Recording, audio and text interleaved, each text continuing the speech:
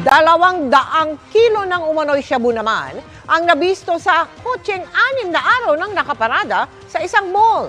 Ang mga yan ikinubli pa sa mga pakete ng tsaa.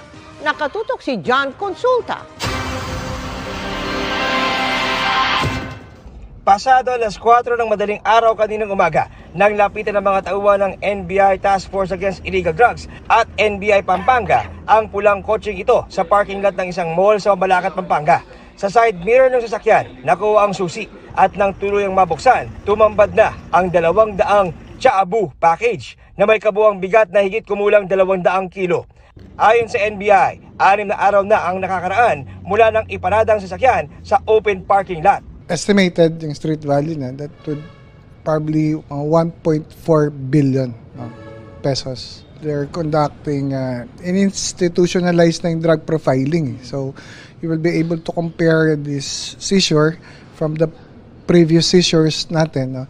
If it's the same or it's possible that they were made from the same batch or source. Ayon kay NBI Assistant Director Lito Magno, may nakitang mga pangalan sa loob ng sasakyan at sa kanilang verification na kumpirmang ibinenta ito kamakailan.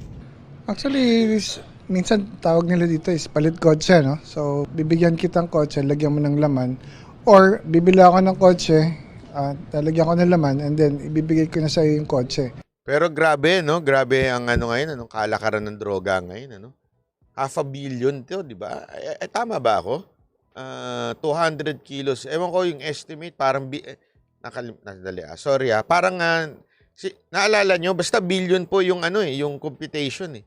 Ganyan kalala ang kalakaran ng shabu sa atin ngayon.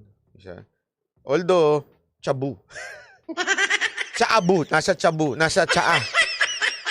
Sabi ko nga iba na talaga ngayon. Kung meron shabuyas, meron namang tsaa-Bu. Ang lupit, ano? Ayun, natanda ni Dignami Amor, 4.2 billion. Imaginein mo, ha? 4.2 billion. Kung yan, alam mo, nagulat nga ako. Sorry, kasi hindi talaga ako sanay sa mga ganyan. Pasensya na. Nakita ko, sa isang news, yung isang basketball player na nasa Davao, nahuli. 10 milligram lang yung nahuli sa kanyang shabu. Alam nyo ba ang 10 milligram lang na shabu is parang ewan ko sana merong dito, merong abogado dito o kaya criminology dito expert. Ang life imprisonment na. Nagulat ako sabi ko, sandali, yung 10 milligram, ko lang yun melatonin ko lang yun 10 milligram, maliit nun. Ewan ko sorry Diego Latico, nandiyan ka ba? Tanong mo sa mga kapitbahay mo dyan. Sigaw ka dyan sa mga kapitbahay mo, tanong mo sa kanila, Hoy, magkano na ba ang ngayon? Ilang gramo na ba ang life imprisonment? Ay, sabi nito, 1.4 billion. Yan, 1.4 billion. Niloloko ko nito isa, 4.2 billion daw. Kasi kung di-close ko yung mga kasi mantakin mo, kunwari, 10 milligram lang. Kasi yung mga gamot ko, tinitingnan ko yung laman ng milligram ng gamot ko. Alam ko melatonin ko, 10 milligram yun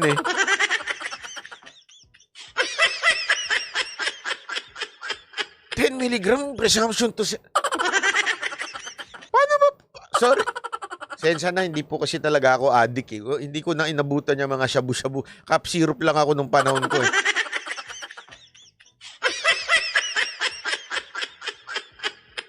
Ay, nako. Because sabi, hindi masyadong importante yung kotse. What's important is yung laman nito. It was intended sa Caloocan, actually. Yun yung destination nito. Ang possible destination niya is Manila. Ayon kay NBI Deputy Director Jojo Yap, nire-recover. Hindi kasi alam mo, sabi nito, dati lang kasi mura lang ang penalty. Bakit ngayon?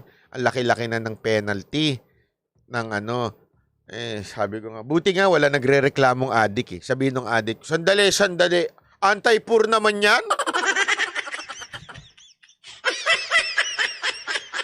Paano kaya may magsabing addict na gano'n, ano? Sabi niya, mag-Facebook siya. Sandali, bakit naman ang mahal-mahal ng penalty? Kakapiraso lang naman yan. 10 milligram lang, ganyan na kagad ng penalty. Anti-poor naman yan.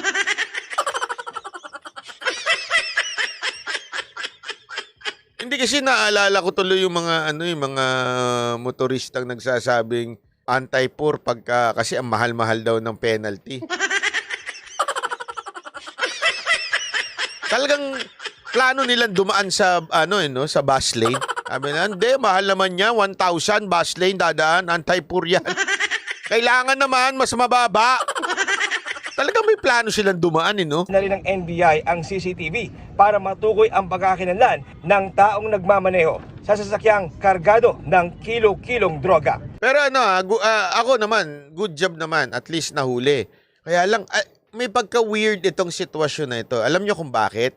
6 na araw na daw iniwan, tapos nandun yung susi Nandun sa, di ba nakatiklop yung tawag dito, yung side mirror. Nakaipit yung susi. Ang siste, iiwan yon, i-deliver doon, tapos kukunin. Di ba? Kukunin nung bubili. Hindi ko nga alam una-una, paano nagkabayaran kung kukunin doon?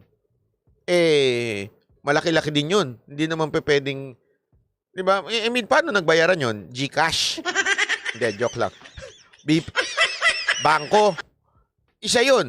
Tapos pangalawa, paano naman? Kasi kung billion, 1.4 billion, paano mo maano yun?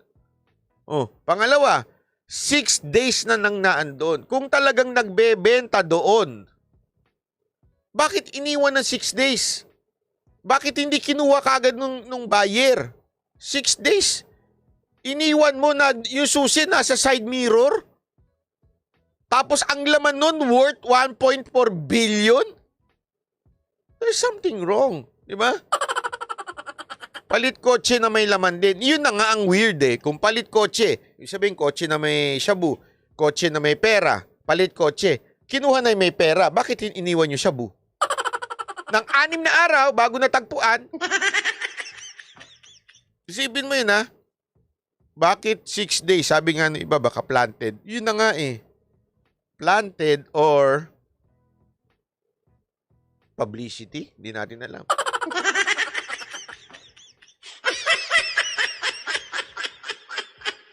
Hindi ako nagtataka lang ako Paano nangyari 'yon? Yung 6 days na 'yun Ewan ko. Mukhang may something May something wrong. Pinahuli muna tas kukunin na lang pag nahuli na.